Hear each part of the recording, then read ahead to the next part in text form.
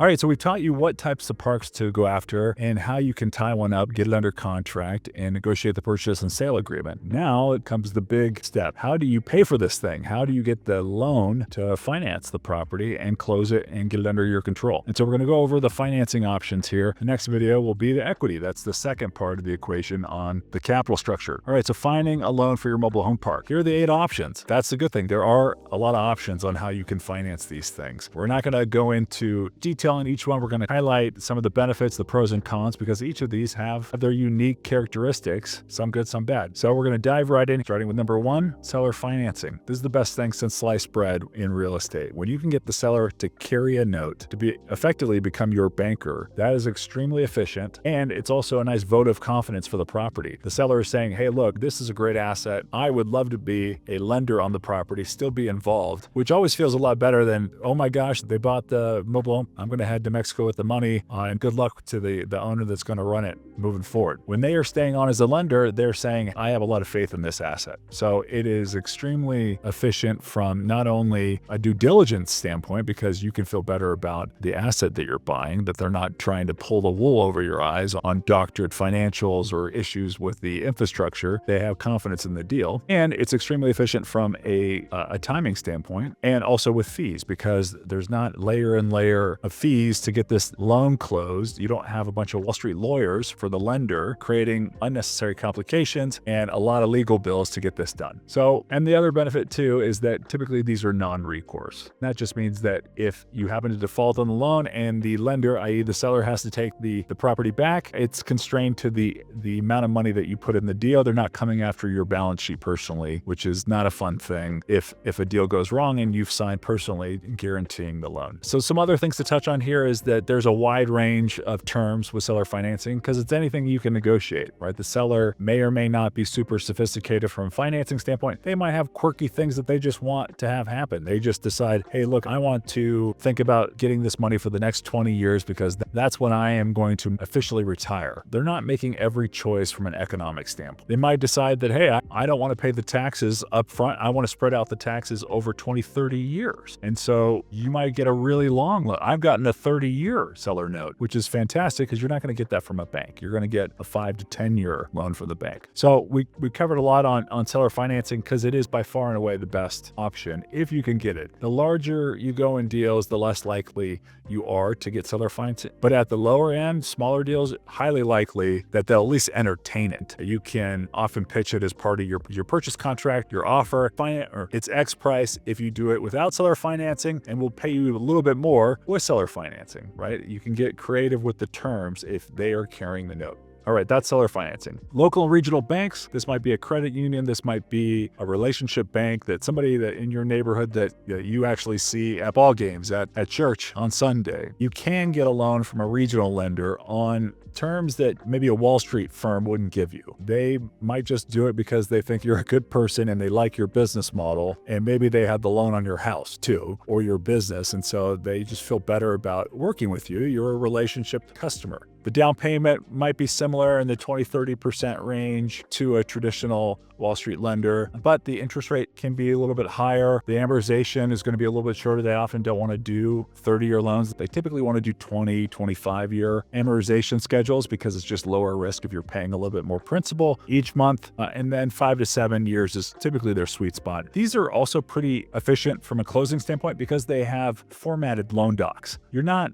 getting your lawyer to mark up the loan docs for a small bank. They need to operate efficiently. They can't be doing custom loan docs for every type of loan that they write. Unfortunately, with regional banks, because they're not experts at underwriting deals, they're probably not going to go super deep on the actual asset documents. Yes, they have to check the box. They're going to get the profit and loss statement. They're going to do some of their due diligence, but they are going to really rely on your signing a personal guarantee for this loan. That makes them feel real good about the security of the loan and you not walking away from the asset if it's not doing well. So that's the big bummer part about regional loans, credit unions, local bank. Credit unions, it's basically the same thing as regional relationship banks. Agency loans. This is Fannie Mae and Freddie Mac. These are the two biggest lenders in America for residential real estate. They love apartments and they love mobile home parks. Why? Because we've talked about this on other videos. Mobile home parks tend to have lower risk. They don't default as much because of all the great supply and demand dynamics that we've covered. So Fannie and Freddie really want to put more money out into the space. They have an affordable housing mandate. That means that they offer attractive terms to borrowers in this space. So some differences from regional banks. Nice thing here is you're back to non-recourse, the lowest rates, the most liquidity in the marketplace. A lot of the private equity firms, the REITs, the larger firms that would buy a mobile home park from you on an exit if you're purchasing a larger deal, they typically want to use Fannie and Freddie ideally on their purchase. So if you can get your property to qualify for Fannie,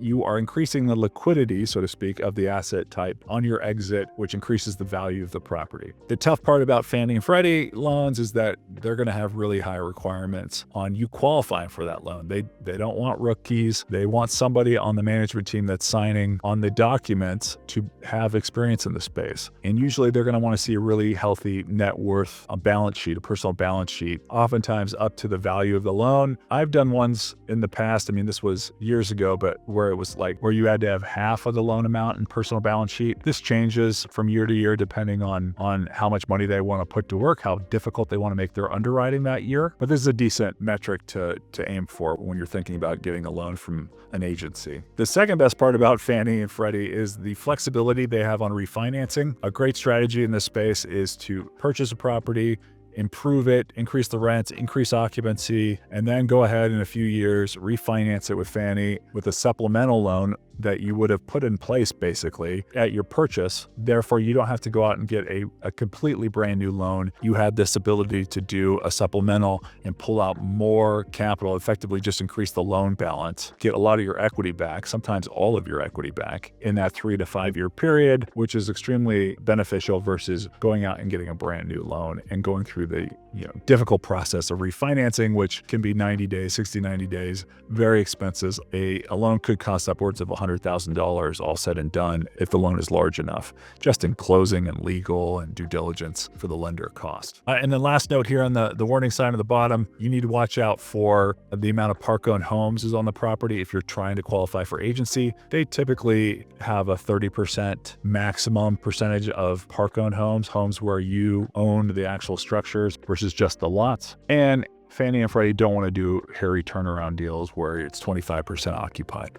You're going to need another lender to get it to the point where it is stabilized above 80%, and then Fannie and Freddie want to be in business with you. CMBS loans. This is a pool of Wall Street loans. So they get a bunch of loans, they put it in a pool, they slice up the actual tranches of these loans in order to make more money on the various risk profiles versus the interest of each different tranche. That's a very complicated way of saying it's a Wall Street loan. So the problem here is that you don't really have a contact. There's no person that you can call, hey, Mr. CMBS, can we renegotiate the loan because of COVID or because interest rates doubled like they did in 2022, 23, and you were having a hard time servicing the debt. As a relationship lender, get that we're having a giant national crisis or a very unique interest rate environment, and they can work with you at the margins really with a few emails and a phone call. Whereas the CMBS loan, you got to get a loan servicer involved. You got to go through all kinds of hoop jumping in order to try to get an exception because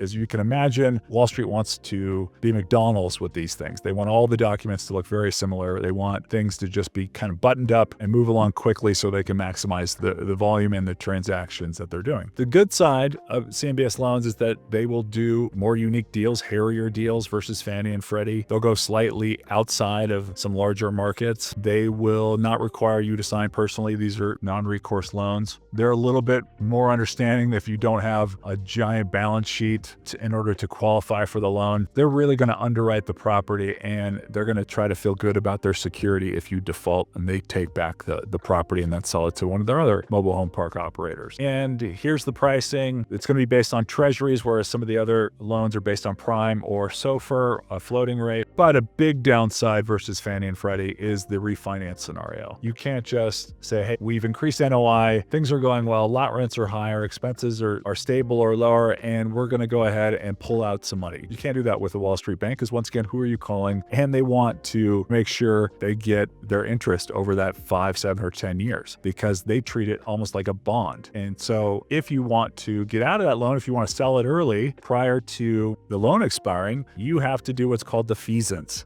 which is a complicated, scary word, which just means that you are replacing the mortgage payments with bonds. You have to go out in the market and buy, if you have 100 payments left on your term, you have to go buy 100 different bonds that would replicate your loan payments. So it's a pain in the ass. It's expensive to do that. If interest rates have moved in either direction, it changes the economics. So oftentimes you're writing a big check if you go to refinance this and rates are lower than they were when you actually closed the deal, because the lender is not going to make quite as much if they have to go to the market and make a new loan to replace your loan. So anyways, very rigid, pain in the ass, frankly. I definitely prefer the other options here if you can get them. If you can't get agency with Fannie and Freddie, hopefully you have a unique relationship with a regional bank that will do a non-recourse loan, or you can get seller financing because CMBS is very rigid. Life insurance companies, we're not really going to talk about this. I'm just going to make one point. This is when you get to a very large deal on a refinance in an amazing market. Life insurance companies want bonds, right? They want the most predictable assets they could possibly lend on. They're not going to quote many loans. You have a large park in Orange County, California. Yeah, sure. Maybe they're interested in that, but you have a smaller park,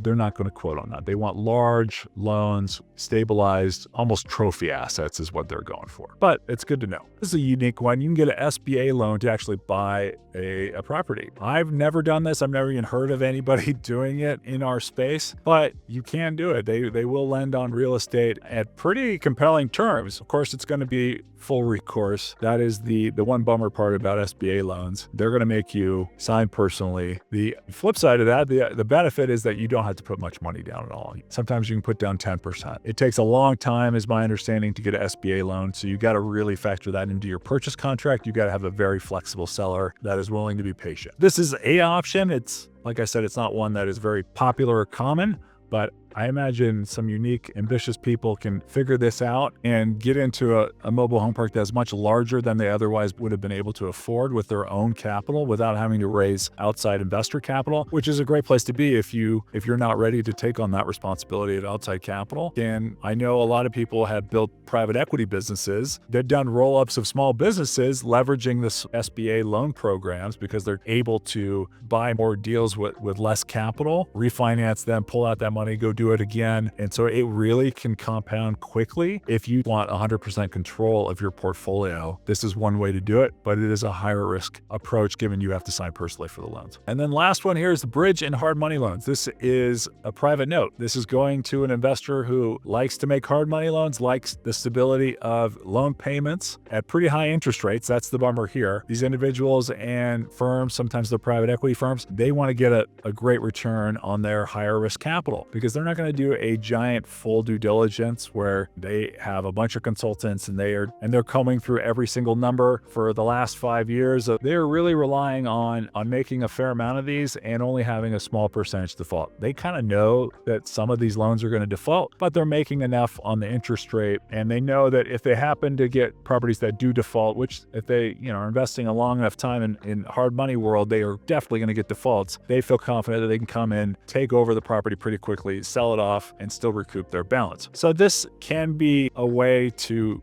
get the property from one type of lender to another, a bridge lender, a hard money lender, to agency or to a regional bank that otherwise wouldn't lend on it. That might be because it's in rough shape or it's not making any money because occupancy is too low. So I think of these as construction loans. You're getting the property with a variable interest only loan that is short term, and you're getting it to a place where you can get it where it's stabilized realized it's a better asset. You can get higher quality lenders at that point. I generally have stayed away from bridge hard money lending because it's just riskier. I think the way you get in trouble in real estate is with having to refinance when you're not quite ready. When a loan expires, when the lender says, hey, look, you have to refinance this property, and you can't for whatever reason. The credit market's frozen up, the property's not quite ready yet, you're still in your value add plan. And so I would be careful with hard money loans because it's amazing how quickly 12, 24, and even 36 months can come up. When you're signing the loans, it's, oh, we got plenty of time. But real estate